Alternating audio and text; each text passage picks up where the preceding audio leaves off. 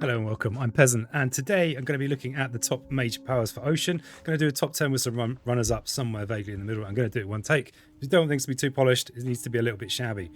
Now, obviously, you can't generalize that much about this, and we'll talk a bit more about that in the runners up section. But for now, let's just get in with the top 10. So I've got two here that are very similar.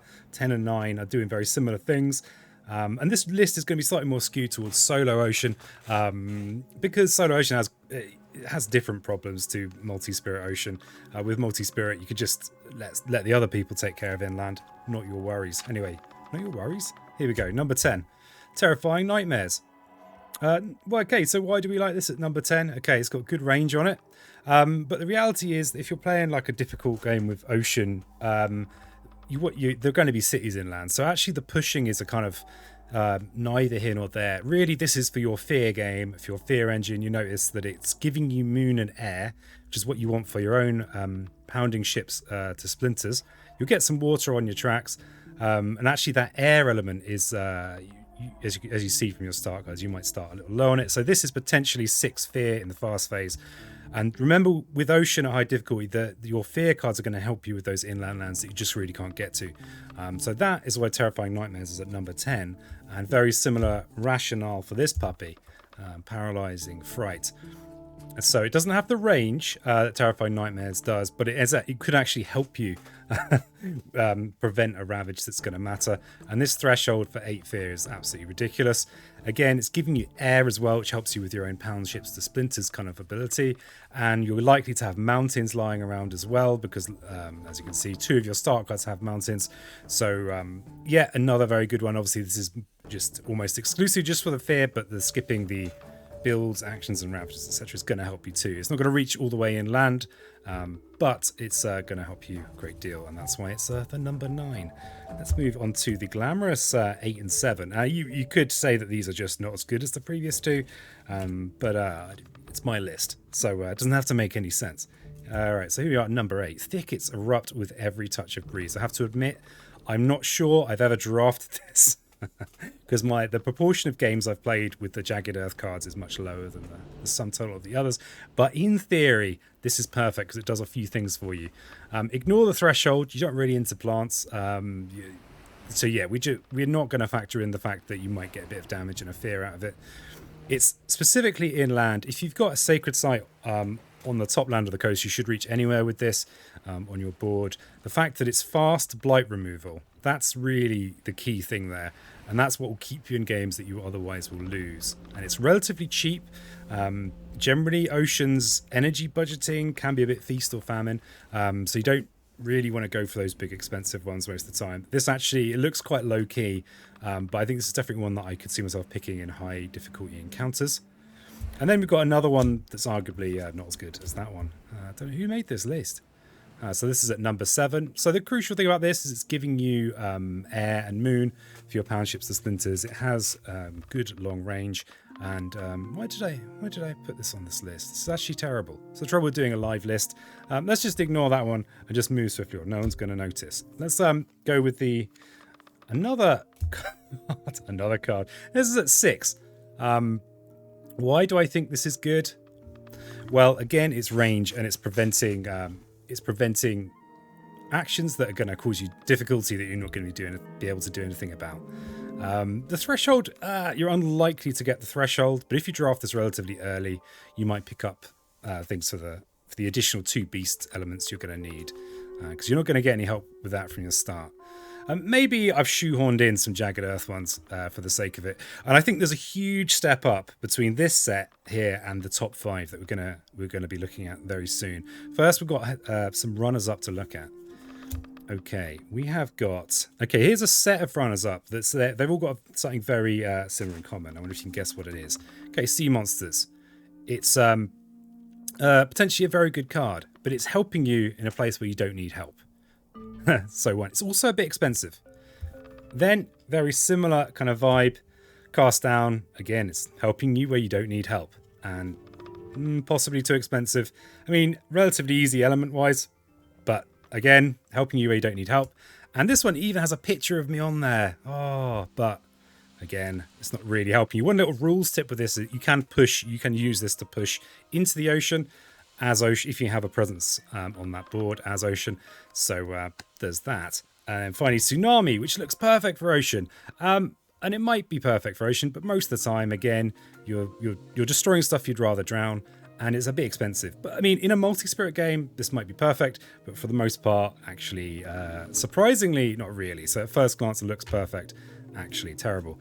Then you've got things that, I mean, a lot of cards, because Spirit Island's actually a good game, a lot of the time cards that otherwise look unassuming and useless are not going to help you. But the cards like this that will occasionally be incredible, in this case, whether you have a desert in a convenient land. I think I think 2 of the boards don't have deserts on the coast, so this is obviously not going to do anything for you there. But skips are particularly good in those really tough encounters. And again, something like Cleansing Floods are very similar. Very easy thresholds. The blight removal is useful too. Possibly a tad expensive, but again, that's some of those runners up. And there are tons of other cards that didn't make it but could have done. Things like Irresistible Call. This is a card that if you get it early enough can just win you the game by preventing so many builds. Again, Vigor. Unlikely that this is going to help you though, but it has got the good range. And that's because if typically you're going to have big built-up lands and half your Dahan might be dead anyway. But if your Dahan are going to die, why not slap them in with Rapid Winds of Sunlight? This is quite good. Obviously, you could just send a load of Dahan in land to take care of land that you need taken care of on Pence, which is great. The reason this is just a great card. However, the threshold's going to be awkward. That's third fire. Yeah, you don't have any cards that give you fire. So those are in the dumpster for that reason. Anyway, it's enough running around with our runners up. Let's get into the top set. So number 5, we have the glamorous Winds of Rust and Atrophy. Look at it, gorgeous. So you note the incredible range on it, 3 from a sacred site. And the other thing it's not exactly hidden tech, but replacing a city with a town can just get you that Terra 3 win if you've just got a few remaining cities. Not too difficult a threshold. It gives you the air. It's cheap. Yeah, so that's a good one. The reason it's not higher up is that it might not be enough. And some of a couple of these ones later on might just be enough. They might be the thing you need. So that's wins at number 5. Next, we've got Infinite Vitality. Why is this here, peasant? What the hell's all this about? This can just buy you a hell of a lot of time because of the threshold effect. And because it's mountains, it's not too difficult to get. And generally, as Ocean, you're going to be, by the time you are drafting a major power, you will have picked up a whole load of minor powers, and typically you're probably going to want mountains anyway because of your Ocean Breaks Assure ability. So by the time you get this little puppy, you're going to be able to use this to prevent the blight and remove. The crucial thing is remove a blight from target or adjacent land. So you can yoink a blight out from right the way inland with this. And sometimes you'll only be using it for that threshold effect and ignoring the top bit. And that's why I rate this very highly as Ocean. It'll get you those kind of clinch wins. So that's Infinite Vitality. And now we're into our top 3. And this is the third. Domitable Claim. I'm trying to pronounce it how everyone else does. They pronounce it wrong.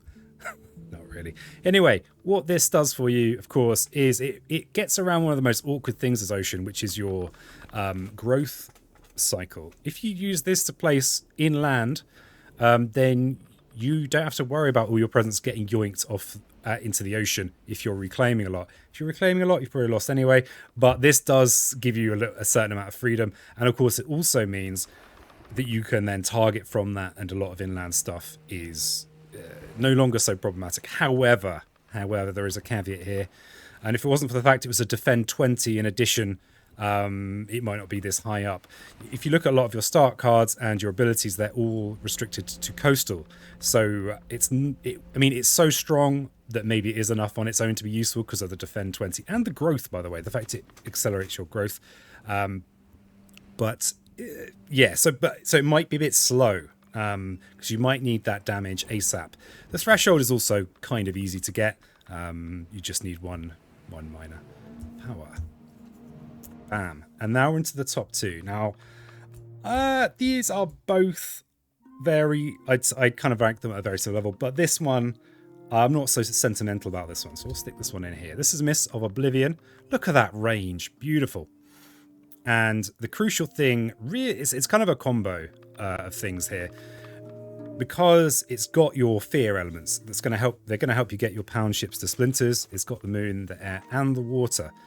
So in itself, it's probably going to be adding 1, possibly 2 fear to the amount of fear you're doing late game, which is quite a big deal. And the fact that it can take out multiple towns, a city, and a town, you know, that kind of thing, super good. However, if you can probably guess what it is if you've watched a number of my playthroughs.